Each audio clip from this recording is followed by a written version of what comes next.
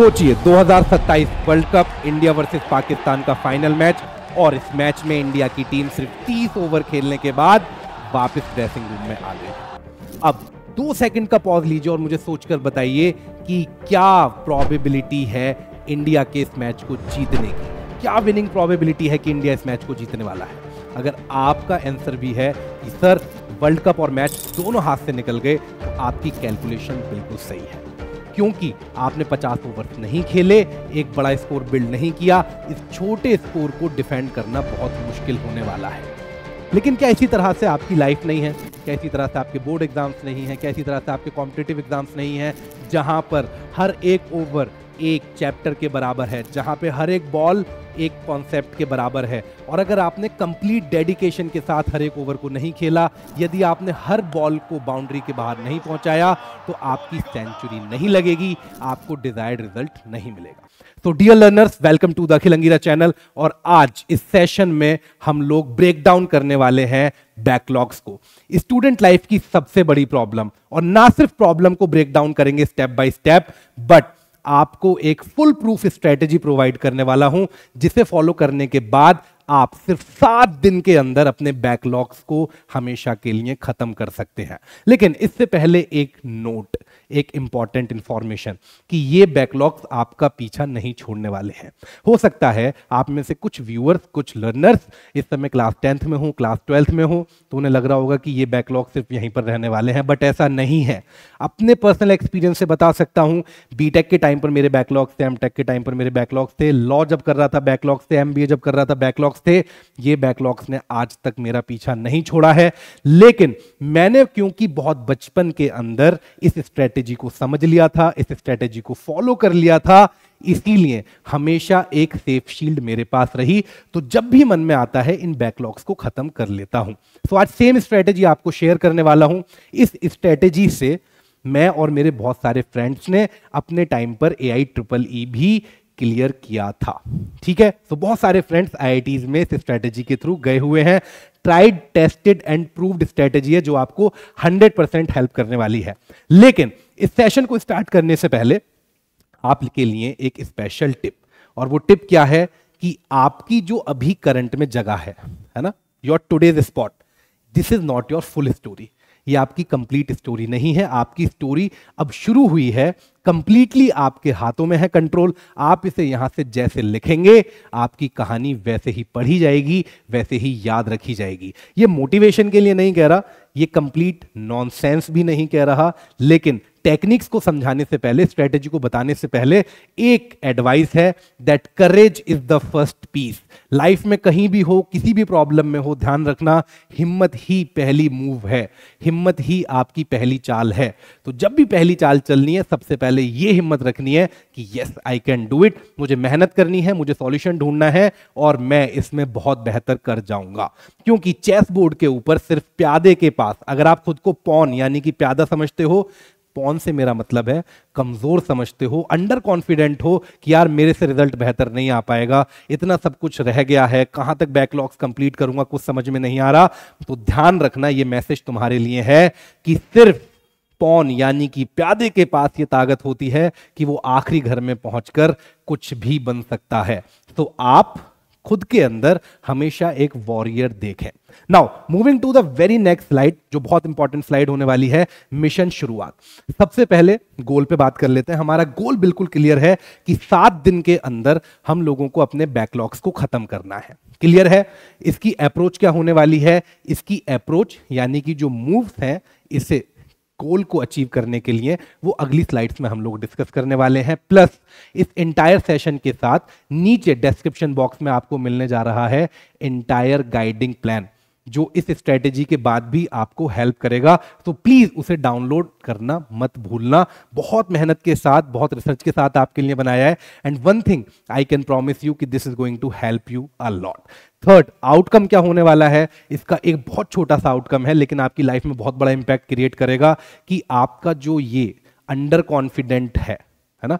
आपके अंदर भी एक ऑरा है ना, आपके अंदर एक पर्सनैलिटी है जो अंडर कॉन्फिडेंट है, जो खुद के ऊपर यकीन नहीं करती कि मेरे से हो पाएगा। इस स्ट्रेटेजी को फॉलो करने के बाद सबसे बड़ा आउटकम होगा कि आपके पास कॉन्फिडेंस आ जाएगा, आप अपने एग्जाम्स में अच्छा परफॉर्म करने के लिए रेडी हो जाएंगे। सो माय एंटायर ऑब्जेक्टिव इस स्ट्रेटेजी को आपको सौंपने का है कि आप एग्जाम्स के लिए कॉन्फिडेंट हो जाएं कि हाँ यार मेरे पास बहुत टाइम है, मैं सही टाइम के ऊपर ये सारी चीजें कंप्लीट कर लूंगा और अनडाउटेडली अपने रिजल्ट्स में बेहतर परफॉर्म करूंगा। Right, so moving to the very third slide जो है कॉमन प्रॉब्लम्स। सबसे पहले प्रॉब्लम्स को डिस्कस कर लेते हैं कि ये प्रॉब्लम्स क्यों लगती हैं, बैकलॉग्स क्यों बनते हैं, या स्टूडेंट लाइफ में प्रॉब्लम्स कहां से स्टार्ट होती हैं। ये ही मेन कारण है, इंपॉर्टेंट कारण है जहां से सारी प्रॉब्लम्स आपकी लाइफ में शुरू होती हैं। और यकीन मानिए आपके पिताजी के जीवन में भी यही परेशानी थी, उनके पिताजी के जीवन में भी यही परेशानी थी, पिताजी के पिताजी के पिताजी के जीवन में भी यही परेशानी थी। राइट, तो सभी स्टूडेंट्स की लाइफ में ये प्रॉब्लम्स कॉमन होती हैं जब आप स्टूडेंट लाइफ में होते हैं। मेरी लाइफ में भी कॉमन थी, या जिन वीडियोस को या जिन इन्फ्लुएंसर्स को आप फॉलो करते हो उनकी लाइफ में भी ये सेम प्रॉब्लम थी। द पॉइंट इज कि कुछ लोग इन प्रॉब्लम्स को ओवरकम कर लेते हैं, कुछ लोग स्मार्ट हो जाते हैं और कुछ लोग इनके साथ जीना शुरू कर लेते हैं। तो ये आपकी चॉइस होगी कि आप दोनों में से क्या बनने वाले हैं।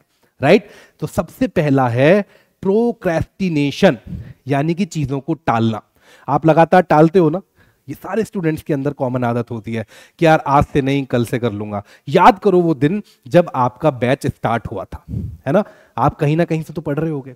राइट, आपका जब पहले दिन बैच स्टार्ट हुआ था आप कितने एनर्जी में थे, आपके पास कॉपी थी, आपके पास पेन था और आप लगातार लेक्चर को देखकर नोट्स बना रहे थे।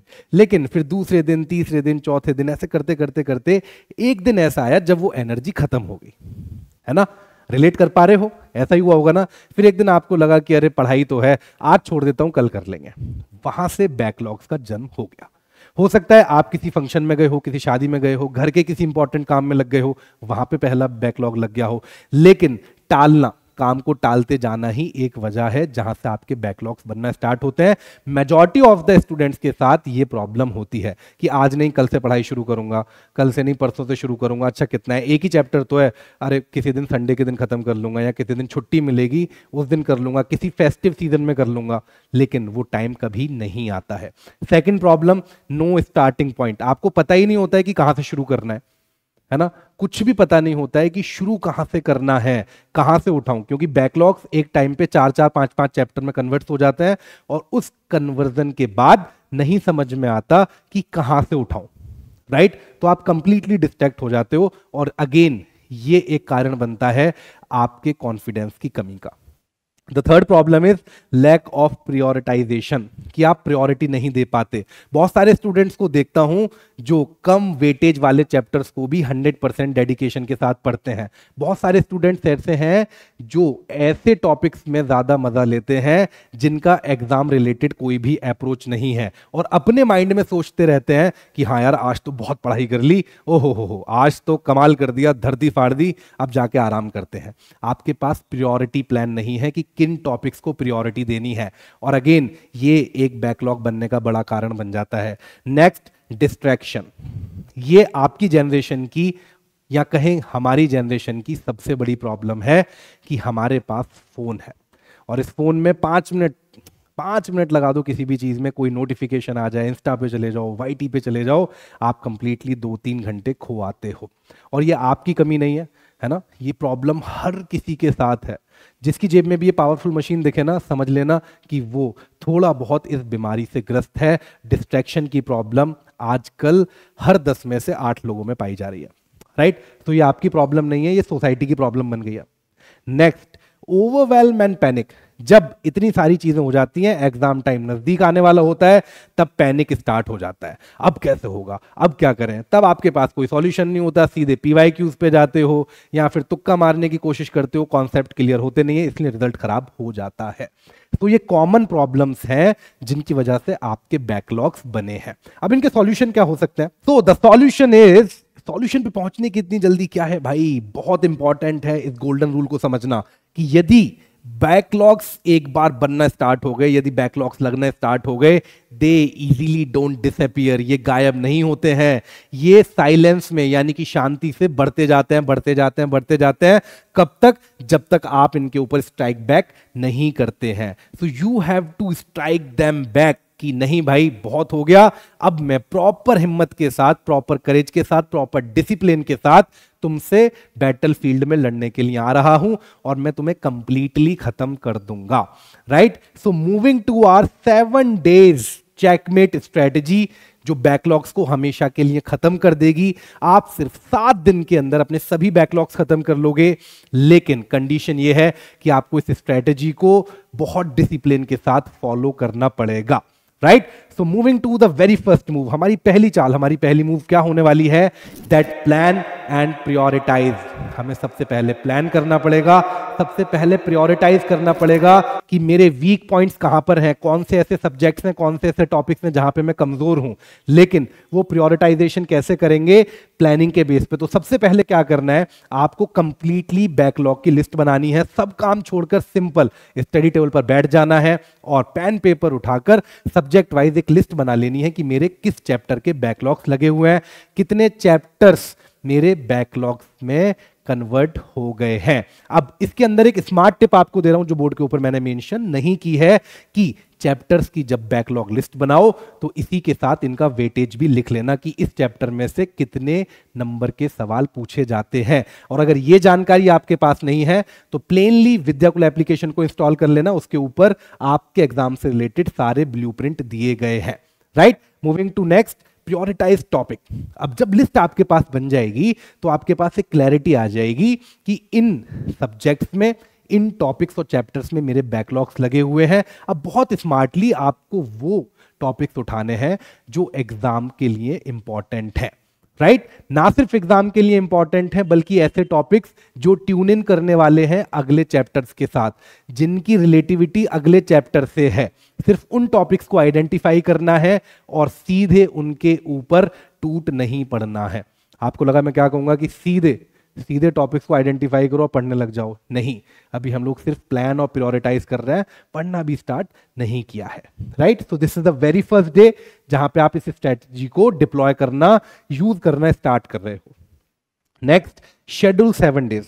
आपको 7 दिन का स्केड्यूल बनाना है और ध्यान रखना इस स्केड्यूल से मेरा मतलब आपके टाइम टेबल से नहीं है। Stop making time tables, specially for what? Backlogs. Backlogs के अंदर टाइम टेबल यदि बनाओगे तो आपका जो एग्जिस्टिंग टाइम टेबल है वो क्लैश होगा और ये बैकलॉग्स वापस से बढ़ते जाएंगे। एग्जाम्पल के तौर पर समझाता हूं, अगर विद्याकुल पर ही मान लेते हैं आप हमारे किसी बैच में एनरोल हो, किसी भी स्टेट बोर्ड के बैच से आप हो और आप उसमें एनरोल हो, तो होगा क्या कि जब आप नया टाइम टेबल बनाओगे इन बैकलॉग्स को खत्म करने के लिए तो वो क्लैश करेगा एग्जिस्टिंग टाइम टेबल के साथ। और उस केस में क्या होगा कि आप क्योंकि बहुत ज्यादा एग्रेसिव हो गए कि नहीं बैकलॉग्स खत्म करनी है, तो आप एग्जिस्टिंग क्लासेस को छोड़ोगे, जो सबसे बड़ी गलती होगी। तो आपको अलग से टाइम ब्लॉक्स बनाने हैं, आगे चल के बताता हूं कि किस तरह से टाइम ब्लॉक्स बनाने हैं जो आपको हेल्प करने वाले हैं इन बैकलॉग्स को खत्म करने में। एग्जिस्टिंग टाइम टेबल के साथ कोई छेड़खानी मत करना, बैचेस के अंदर जो चैप्टर्स जा रहे हैं रेगुलर वो अटेंड करने हैं। Right? Moving to next, daily के टारगेट सेट करने हैं। आपके पास अब एक पूरा प्लान है, आपको पता है कि आपके फॉर एग्जांपल 4 चैप्टर्स के अंदर बैकलॉग्स लगे हुए हैं, इन 4 चैप्टर्स के अंदर इतने टॉपिक्स हैं और ये जो टॉपिक्स हैं इनमें से वेटेज वाले टॉपिक्स ये हैं। आपको आइडेंटिफाई करके उनकी सिंपल डेली टारगेट लिस्ट बना लेनी है कि मैं डे 1 के अंदर इन 4 टॉपिक्स को खत्म करूंगा, डे 2 के अंदर इन 4 टॉपिक्स को खत्म करूंगा, डे 3 के अंदर इन टॉपिक्स को खत्म करूंगा एंड सो ऑन। राइट? इतना करने के बाद सीधे शुरुआत कर दीजिए इकट्ठा करने की, क्या? जितना भी स्टडी मटेरियल है, जो भी आपकी बुक्स हैं उन बुक्स को आइडेंटिफाई कर लीजिए। अगर आप रेफरेंस बुक से पढ़ रहे हैं, रेफरेंस बुक्स को आइडेंटिफाई कर लीजिए। अगर लेक्चर के बैकलॉग्स बने हुए हैं तो आप उन्हें बुकमार्क कर सकते हैं। राइट? एटलीस्ट विद्याकुल स्टूडेंट्स के पास ये फीचर है कि आपके जो भी बैकलॉग्स लगे हुए हैं आप एप्लीकेशन पर उन्हें बुकमार्क कर सकते हैं इजीली, ताकि आपको आइडेंटिफाई रहे कि मेरी ये प्रॉब्लम या मेरी ये बैकलॉग अभी एग्जिस्ट कर रही है। ये हो गया आपका डे 1, जहां पे आपने सिर्फ प्लान किया, सिर्फ प्रायोरिटाइज किया कि मुझे करना क्या है। यकीन मानो अगर इतनी क्लैरिटी आप लोग ले आए ना, मैं अपने पर्सनल एक्सपीरियंस से बता रहा हूं बेटा, अगर इतनी क्लैरिटी आपके पास आ गई ना, बैकलॉग 7 दिन छोड़ो, हो सकता है 6 दिन के अंदर खत्म हो जाए, राइट? बिकॉज जब तक आपके पास रिटर्न में प्लान नहीं है ना कि मुझे करना क्या है, एग्जीक्यूट क्या करना है, तब तक बड़ी मुश्किल हो जाती है, ठीक है? तो ये पहला स्टेप है। इस पहले स्टेप पे जितना टाइम लगे उतना टाइम दे देना, 4 घंटे, 5 घंटे, 6 घंटे। और अगर आप चाहते हो इजीली इसे टैकल करना, तो विद्याकुल एप्लीकेशन पर आप इंस्टॉल कर लेना, वहां पे इसका एक ब्लूप्रिंट हम लोगों ने ऑलरेडी अवेलेबल करा दिया है। Done. Moving to next is attack high priority topics. अब पढ़ाई स्टार्ट करने की बारी है। इससे पहले हम लोग सिर्फ प्लान कर रहे थे कि आपको किस तरह से प्लान एंड प्रायोरिटी करनी है। अब एग्जीक्यूशन की बारी है, एक्शन लेने की बारी है। तो सबसे पहले क्या करना है, आपको शुरुआत करनी है टॉप प्रायोरिटी, वो टॉपिक्स जिनकी रिलेटेबिलिटी नेक्स्ट चैप्टर से है, इसके अलावा जो एग्जाम में ज्यादा पूछे जाने वाले सवाल हैं या कॉन्सेप्ट हैं, वहीं से शुरुआत करनी है। सबसे पहले उनके ऊपर अपनी अंडरस्टैंडिंग बिल्ड करनी है, उनके ऊपर कंट्रोल कमांड लेनी है कि उस कॉन्सेप्ट से रिलेटेड या उसकी रेडियस में कुछ भी आपके हाथ से ना छूटे। और इसमें संभव है कि बहुत सारे टॉपिक्स होंगे जो आपको पसंद नहीं आते हैं, जिनसे आप डरते हो, है ना, या बोरिंग लगते हैं, लेकिन उनके ऊपर ज्यादा ध्यान देना, कंप्लीट ध्यान कहूंगा उन्हीं के ऊपर देना। जो आपको बोरिंग लग रहा है लाइफ में, उसी की रिलेटिविलिटी ज्यादा बनती है। डन। नेक्स्ट, एक्टिव लर्निंग पे फोकस करना है, ना कि पैसिव पर। अभी एक्टिव लर्निंग और पैसिव क्या है भाई? पैसिव लर्निंग हो गई कि आपने सिर्फ और सिर्फ बुक को, ग्रंथ को पकड़ लिया और लगातार उसे पढ़ते रहे। बट होता क्या है कि ब्रेन की अपनी कैपेसिटी होती है, उस कैपेसिटी के बाद ब्रेन अंदर इंफॉर्मेशन को लेना बंद कर देता है, थोड़े टाइम के लिए चोक हो जाता है। उदाहरण के तौर पर मैं यदि आपको अभी बहुत हैवी डाइट दे दूं, बहुत अच्छा खाने के लिए दे दूं, और उसके बाद फिर दोबारा खाना परोस दूं, तो शायद आप मना कर देंगे, राइट? सेम ब्रेन के साथ है, इसीलिए एक्टिव लर्निंग आपको ज्यादा हेल्प करती है। तो एक्टिव लर्निंग में क्या है कि आपने बुक से फटाफट से कुछ पढ़ा, जो भी 10 मिनट का रीड किया, देन उसके बाद आपने खुद से क्वेश्चन करना स्टार्ट किया कि यार एग्जाम में किस तरह के क्वेश्चन इससे रिलेटेड बन सकते हैं, है ना, या फिर ये अगर इस तरह से होता तो क्या होता। सो एक्टिव लर्निंग है जहां पे आप खुद से क्वेश्चन करते रहते हैं। अब इसके अंदर क्या होता है, जब आप एक्टिव लर्निंग करते हो तो आपकी जो आलस वाली प्रॉब्लम है ना, पढ़ते हुए आपका मन खराब हो जाता है, मन उचट जाता है, डिस्ट्रैक्शन में चला जाता है, एक्टिव लर्नर्स जो होते हैं उनके साथ ये प्रॉब्लम बहुत कम देखने के लिए आती है। डन। नेक्स्ट, बेसिक्स को बहुत क्लियर कर लेना। बिना बेसिक्स को क्लियर किए अगर कॉम्प्लेक्स टॉपिक में उतरोगे तो प्रॉब्लम होगी, उससे बैकलॉग बढ़ेंगी नहीं, इरिटेशन जरूर बढ़ जाएगी, इरिटेट होने के बाद पढ़ाई छोड़ दोगे। तो इंश्योर कि आप जिस टाइम पर हाई प्रायोरिटी टॉपिक्स को पढ़ रहे हो उन्हीं के साथ कॉन्सेप्ट को भी क्लियर करते हुए चलें, है ना। ये बहुत सारे प्रोफेसर से मैंने समझा है, मेरी अपनी लर्निंग है कि जब आप कॉम्प्लेक्स टॉपिक को उठाते हो, अगर उसके साथ आप बेसिक्स को उठा लो तो आपको बेसिक्स ज्यादा जल्दी समझ में आ जाते हैं, right. Next, use pomodoro blocks. आ गई ना ब्लॉक वाली कहानी। अच्छा, ये पोमोडोरो ब्लॉक समझने वाली स्ट्रेटेजी है। इसमें क्या है कि आपको ना बहुत ज्यादा अपने आप को परेशान नहीं करना होता, है ना। कोई इतना स्ट्रिक्ट टाइम टेबल रिक्वायर्ड नहीं है कि आज मैं 6 घंटे बैठ के पढ़ूंगा और 6 घंटे से पहले नहीं उठूंगा, ना 6 घंटे पानी पीऊंगा, ना 6 घंटे खाना खाऊंगा, ना 6 घंटे फोन दूंगा, वगैरह वगैरह, ठीक है। तो इसके अंदर क्या होता है कि आप ब्लॉक्स बनाते हो, यानी कि आपने 30 मिनट का एक ब्लॉक बनाया कि मैं 30 घंटे फुल फोकस के साथ, फुल कंसंट्रेशन के साथ पढ़ूंगा, और इस 30 मिनट, इस आधा घंटे मैं किसी भी डिस्ट्रैक्शन पे ध्यान नहीं दूंगा, राइट। तो आपने 30 मिनट के अंदर अपने कॉन्सेप्ट खत्म किया, क्लैरिटी के साथ पढ़े, उसके बाद 5 मिनट का 10 मिनट का ब्रेक ले लिया, पानी पिया, थोड़ा टहले, थोड़ा घूमा, और वापस से फिर आधे घंटे का ब्लॉक बना के उस पर पढ़ने बैठ गए। तो इसमें होता क्या है कि आपको इरिटेशन नहीं होती है, आपको बोरनेस नहीं फील होती है। तो जब आप बोरिंग फील नहीं करते हैं, आधा घंटे के ब्लॉक्स में पढ़ते हैं, तो ब्रेन भी आपके सारे कॉन्सेप्ट को क्या करता है, याद रखने की कोशिश करता है, आप प्रैक्टिस अच्छे कर पाते हो और पढ़ने में मन लगा रहता है। सो ये टेक्निक आपको बहुत ज्यादा हेल्प करने वाली है। So the next important move is move 3, जहां पे हम लोगों को डीप डाइव करना है डिफिकल्ट टॉपिक्स के अंदर। ये डिफिकल्ट टॉपिक्स वो हैं जिन्हें देखकर आज तक आप डर रहे हो, जिन्हें देखकर आपको नींद आती है, जिन्हें देखकर आपको लगता है कि मैंने ये स्ट्रीम क्यों ले ली, मैंने सब्जेक्ट क्यों चुन लिया, लेकिन ध्यान रहे ये सबसे इंपॉर्टेंट फेज है जहां पे हम लोग आपके फियर को, आपके डर को चैलेंज करेंगे। इसीलिए यहां पे आपकी सिंसेरिटी और ज्यादा रिक्वायर्ड होगी। तो करना क्या है, जितने भी बैकलॉग्स की लिस्ट आपने बनाई है उसमें से आइडेंटिफाई करना है हर चैप्टर के अंदर सबसे ज्यादा इंपॉर्टेंट और डिफिकल्ट कौन सा ऐसा कॉन्सेप्ट है, सीधे उसी के ऊपर अटैक करना है। अब डिफेंस का गेम खत्म, अब हम लोग बच के नहीं भागेंगे, अब सीधे उस टॉपिक के ऊपर अटैक करेंगे, समझेंगे, टाइम ब्लॉक बनाएंगे और टाइम ब्लॉक के अंदर कोशिश करेंगे कि उस टॉपिक से रिलेटेड, उस कॉन्सेप्ट से रिलेटेड जितने भी सब कॉन्सेप्ट्स हैं, जितने भी बेसिक्स हैं, उनको भी साथ में पढ़ लिया जाए, साथ में समझ लिया जाए। अब इसे पढ़ते हुए आपको बहुत ज्यादा इरिटेशन होगी, है ना, पढ़ने बैठोगे वापस से समझ में नहीं आएगा। बहुत हिम्मत करी, बहुत हिम्मत करने के बाद गए, पढ़ना शुरू करा, वापस से वही हैबिट, क्या कि नहीं समझ में आ रहा, मैं छोड़ रहा हूं, इरिटेशन हो गई, कुछ और पढ़ लेता हूं। नहीं, जिस टाइम पे आप इन डिफिकल्ट टॉपिक्स के लिए टाइम निकालेंगे, कंप्लीट टाइम सिर्फ इन्हीं को देना है। तो इसे आसान करने के लिए आप क्या कर सकते हो कि आप इसे सब टॉपिक्स के अंदर ब्रेक कर सकते हो, राइट। जब आप इसे सब टॉपिक्स के अंदर ब्रेक करोगे कि इस कॉन्सेप्ट से रिलेटेड कॉन्सेप्ट कौन से हैं, कौन कौन से बेसिक्स मुझे समझने पड़ेंगे और इसकी एप्लीकेशंस क्या हैं, तो ये कॉन्सेप्ट की जो टफनेस है, जो ऊपर से दिखने में ये आपको टफ लग रहा है, ये थोड़ा सॉफ्ट हो जाएगा और आप इजीली इसे क्रैक कर पाओगे, right. Next, practice and apply. जब इतना काम कर लो तो सीधे सीधे एक मॉक टेस्ट लगाना, 2 मॉक टेस्ट लगाना, प्रैक्टिस सेट लगाना और समझना कि इस कॉन्सेप्ट के ऊपर कहां पे मैं अच्छा परफॉर्म कर पा रहा हूं पढ़ने के बाद और कहां पर मैं खराब परफॉर्म कर रहा हूं। जहां पर भी खराब परफॉर्म कर रहे हो वापस से जाना, इमीडिएट 15 मिनट का क्विक रिवीजन देना और उस को वापस अप्लाई करना, मॉक टेस्ट के ऊपर देखना कि क्या दोबारा रिवाइज करने के बाद 15 मिनट बाद मैं वो क्वेश्चंस जो पिछले मॉक टेस्ट में गलत अटेम्प्ट करे थे इसमें सही कर पा रहा हूं या नहीं कर पा रहा, राइट। तो इस तरह से जब आप एक एक डिफिकल्ट टॉपिक को एलिमिनेट करते जाओगे, चैप्टर को बमुश्किल 4 से 5 घंटे के अंदर कंप्लीट कर सकते हो, ठीक है।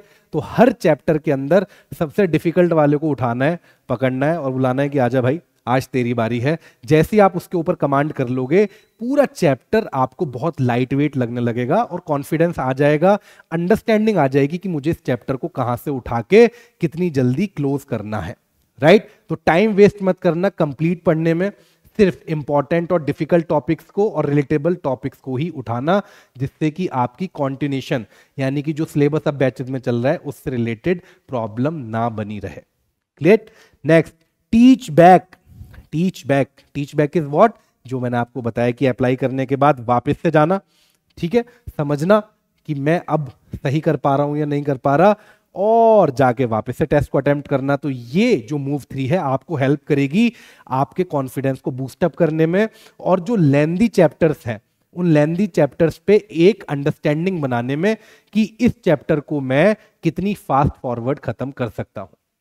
क्लियर है। Now moving to the move 4। Move 4 बहुत इंपॉर्टेंट होने वाली है क्योंकि इसके अंदर कंसोलिडेट करेंगे और कंटिन्यू करेंगे आगे की स्ट्रेटेजी की तरफ। तो 4 इसके इंपॉर्टेंट स्टेप्स हैं और ये चारों स्टेप्स अगेन विद्याकुल एप्लीकेशन पर इसी फॉर्म में एप्लीकेबल है, इसी फॉर्म में अवेलेबल है। आप लोग अगर चाहें तो इंस्टॉल करके वहां पे भी इन सारी चीजों को टेस्ट और ट्राई कर सकते हैं। The first is finish left over topics. जितने भी टॉपिक्स अब लेफ्ट ओवर रह गए, यानी कि आपने मेन कॉन्सेप्ट को खत्म कर लिया, डिफिकल्ट कॉन्सेप्ट पकड़ लिए, अब उनसे रिलेटेड जितने भी लेफ्ट ओवर्स हैं, जो भी छोटे छोटे बच्चे बच गए, उन सबको पकड़ना है और खत्म कर देना है। Second, make quick summary notes. आपको क्विक समरी नोट्स बनाने पड़ेंगे। अब 2 तरीके हैं, अगर आप खुद बनाने जाओगे ऑलरेडी टाइम कम है, बहुत प्रॉब्लम होने वाली है। तो इसका एक अच्छा सॉल्यूशन है आर्टिफिशियल इंटेलिजेंस, है ना। आपने बहुत सारे स्टूडेंट चैट जीपीटी का भी नाम सुना होगा, राइट। तो जीपीटी की हेल्प आप ले सकते हो, पहला ऑप्शन है। दूसरा, विद्याकुल का खुद का अपना आर्टिफिशियल इंटेलिजेंस रोबो है जिसका नाम है AI ड्रोना, ठीक है, जिसे हम लोगों ने ट्रेन किया है स्पेशल आपके सिलेबस के अकॉर्डिंग। फ्री ऑफ यूजेज है, ठीक है। विद्याकुल एप्लीकेशन इंस्टॉल करनी है और आप इसे जितना चाहो यूज कर सकते हो, कोई फीस नहीं है। ये आपको आपके टॉपिक के लिए इमीडिएट समरी नोट्स बनाकर दे देगा। आपको सिर्फ डालना है कि मुझे इस टॉपिक के समरी नोट्स रिक्वायर्ड है, या आपको इमीडिएट समरी नोट्स बनाकर दे देगा। स्क्रीनशॉट लेके सेव कर लेना, चाहे प्रिंट निकलवा लेना, ताकि रिकॉल करने के टाइम पे आसानी रहे। Third is flash card and quizzes. देखो यार, एक हैबिट आप बहुत अच्छी बना सकते हो। मेरा सजेशन है कि जितना टाइम आप सोशल मीडिया पे वेस्ट करते हो, है ना, या फिर आपके हिसाब से आप यूटिलाइज करते हो, जो भी है, उतना ही टाइम या उसका आधा टाइम अगर आप इन क्विजेस और फ्लैश कार्ड के अंदर लगा दोगे, तो होता क्या है कि आपकी मेमोरी को बार बार कॉन्सेप्ट्स रिकॉल होते रहते हैं, प्रैक्टिस लगातार होती रहती है, और एग्जाम्स में भी बहुत बार सेम क्वेश्चंस देखने के लिए मिल जाते हैं। अगेन, अगर आपको फ्लैश कार्ड और क्विजेस के थ्रू अपने कॉन्सेप्ट्स को स्ट्रॉन्ग करना है, तो आप विद्याकुल एप्लीकेशन को इंस्टॉल कर सकते हो, जहां पे आपके लिए सारे टॉपिक्स के क्विजेस अपडेटेड है, सारे कॉन्सेप्ट्स के लिए क्विजेस अपडेटेड है, और लगातार आप अपनी परफॉर्मेंस को ट्रैक कर सकते हो कि आप किस कॉन्सेप्ट के अंदर कितना बेहतर परफॉर्म कर पा रहे हो। Next is maintain your pace. ये बहुत इंपॉर्टेंट चीज है भाई, आपको अपना पेस बनाए रखना है। अब ऐसा ना हो कि 2 दिन 3 दिन इतना सब कुछ करने के बाद आपको लगे कि बस अब तो फतेह हासिल कर ली, अब क्या ही करना है। ऐसा नहीं करना है, अपना पेस बनाकर रखना है। जिस स्पीड से आप आए थे, जिस एग्रेशन के साथ आप आए थे, जिस डेडिकेशन के साथ आए थे, वो डेडिकेशन मेंटेन रहे। ठीक है, तो प्रॉब्लम वापस हाईलाइट कर रहा हूं क्या है कि आपके एग्जिस्टिंग बैचेस भी चल रहे हैं, उनके अंदर भी आपको डेडिकेशन के साथ पढ़ना है और बैकलॉग्स भी खत्म करना है। तो ऐसा ना हो दोनों के बीच में पिस जाओ, कॉन्फिडेंस खत्म हो जाए, थकान वापस आ जाए, आलस वापस आ जाए। तो जो भी एक्स्ट्रा टाइम ब्लॉक्स आप बना रहे हो बैकलॉग्स के लिए, उसका पेस मेंटेन रहना चाहिए, यानी कि उसके अंदर किसी भी तरह की त्रुटि या किसी भी तरह का ढीलापन मत लेकर आइएगा। डन।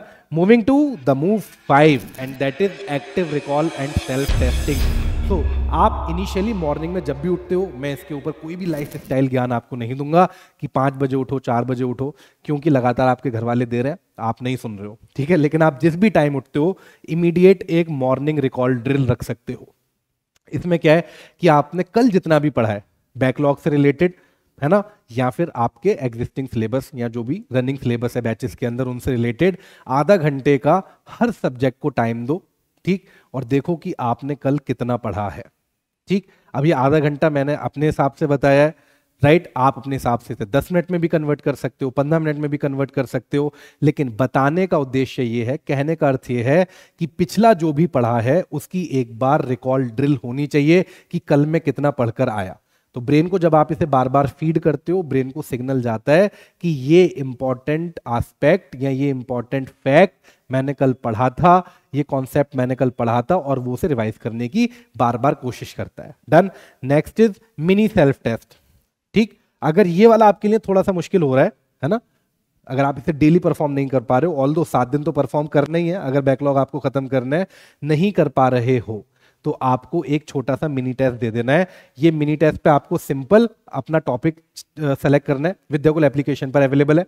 वापस सिंपल अपना टॉपिक सेलेक्ट करना है, आपको उस पर सवाल ऐड करना है कि 5 सवाल या 10 सवाल मुझे इस टॉपिक से रिलेटेड चाहिए। आपको वो सवाल इमीडिएटली बनकर आ जाएंगे। इसे कहते हैं BYOD, नहीं BYOT, build your own test. अपना खुद का टेस्ट तैयार करना, जिससे कि आपकी रिकॉल वैल्यू वापस से बढ़ जाए। Next, flash card lightning round. ये flash card lightning round technique है जिसके अंदर फ्लैश कार्ड आपके पास आते हैं, और उन फ्लैश कार्ड्स के ऊपर उस टॉपिक से रिलेटेड या उस डेफिनेशन से रिलेटेड, उस कॉन्सेप्ट से रिलेटेड सब कुछ मेंशन होता है। तो ये भी विद्याकुल एप्लीकेशन पर अवेलेबल है, आप एक बार चेक कर सकते हैं। Identify weak spots. ठीक, सेल्फ टेस्टिंग में वापस आपको आइडेंटिफाई करना है कि आपके वीक स्पॉट्स क्या हैं। मैं लगातार पढ़ रहा हूं, मैं लगातार बैकलॉग्स को क्लियर करने की कोशिश कर रहा हूं, मैंने टफ जितने भी टॉपिक्स हैं उन्हें उठा लिया है, उन्हें बहुत अच्छे से पढ़ने की कोशिश लगातार कर रहा हूं, और फिर मैंने मॉक टेस्ट देके भी देख लिया कि मेरे अटेम्प्ट्स ठीक ठाक हो जा रहे हैं। वापस जाके मैंने टॉपिक को 15 मिनट दोबारा पढ़ा, फिर मॉक टेस्ट लगाया, और मुझे समझ में आया कि अब मैं इसमें एवरेज परफॉर्म कर रहा हूं। लेकिन आपको रेगुलर टेस्ट देने हैं जिससे आपको ये पता रहे कि आपकी कमियां कहां पर हैं। कौन सा ऐसा टॉपिक है जो बार बार पढ़ने के बाद भी आपको समझ में नहीं आ रहा है, ऐसा कौन सा कॉन्सेप्ट है जिसे आप लगातार पढ़ रहे हो लेकिन ब्रेन के अंदर फीड नहीं हो रहा है, तो आपको हमेशा आइडेंटिफाई करना है उस वीक स्पॉट को, और उस वीक स्पॉट को आइडेंटिफाई करने के बाद वापस कहां पे डाल देना है आपको, टाइम ब्लॉक के अंदर, कि मैं इस सब्जेक्ट को टाइम ब्लॉक के अंदर या इस कॉन्सेप्ट को टाइम ब्लॉक के अंदर रिपीटेडली पढ़ूंगा जब तक ये मुझे इजीली याद नहीं हो जाएगा, राइट। तो नेक्स्ट मूव इज मूव 6, जिसके अंदर mock test and problem solving. ये सबसे अच्छा तरीका है बैकलॉग को खत्म करने का, फाइनल फेज है। इसमें जैसे ही आप बैकलॉग्स को खत्म कर रहे होगे, है ना, अब आप सोचो कि आप 7th डे के ऊपर 6th डे के ऊपर एंटर कर रहे हो, आज आपका 6th डे है, और अब हुआ क्या है कि आपने 60% 70% अपना बैकलॉग कवर कर लिया है, लेकिन इस 70% कंटेंट को क्योंकि आपने एक हफ्ते के अंदर ही ब्रेन को दिया है, तो शायद ब्रेन की कैपेसिटी ना हो उस कंप्लीट कंटेंट को याद रखने की। तो आपको इंश्योर करना है कि जितना भी आपने पढ़ा है, जितने भी इंपॉर्टेंट टॉपिक्स हैं, इंपॉर्टेंट कॉन्सेप्ट्स हैं, उनसे रिलेटेड इमीडिएट आपको एक कंडीशन बिल्ड करनी है जहां पे आपको ब्रेन को यह समझाना है कि भाई एग्जाम्स नजदीक आ गए हैं, या फिर मैं एग्जाम दे रहा हूं, और उस एग्जाम माइंडसेट को बिल्ड करते हुए वापस से आपको मॉक टेस्ट लगाने हैं, और उन मॉक टेस्ट के अंदर आपको बार बार इवेल्युएट करना है आपकी परफॉर्मेंस को, कि मेरी इसके अंदर परफॉर्मेंस क्या है, राइट, मैं कहां पे अच्छा परफॉर्म कर रहा हूं। जो भी 70% बैकलॉग्स मैंने कवर किए हैं, क्या उन बैकलॉग्स को मैंने सच में फंडामेंटली खत्म कर दिया है, या सिर्फ अपने कंधे पर सितारे खुद सजा लिए हैं। इसका मतलब समझ रहे हो, एक तो हो गया कि आपने 4x 5x के ऊपर कोई लेक्चर लगाया और पूरा देख डाला सिर्फ इसलिए कि वो देखना था, और एक है कि आपकी उसके ऊपर कमांड बने, आपकी उसके ऊपर अंडरस्टैंडिंग बने, आप उसकी एप्लीकेशंस को समझ पाओ, उससे रिलेटेड प्रॉब्लम्स को सॉल्व कर पाओ, राइट। सो बैकलॉग्स को खत्म करने के लिए जब आप आगे जाते हो, ध्यान में रखना है कि सिर्फ टिक करने के लिए खत्म नहीं करनी कि मैंने तो कर दी देखो जी बैकलॉग खत्म, ना, कंप्लीटली गलत अप्रोच है, फिर कोई फायदा नहीं हुआ बैकलॉग खत्म करने का, because problem remains same, problem वहां पर वापस से सेम है, और वो क्या है कि आपकी पकड़ कॉन्सेप्ट के ऊपर नहीं बनी है।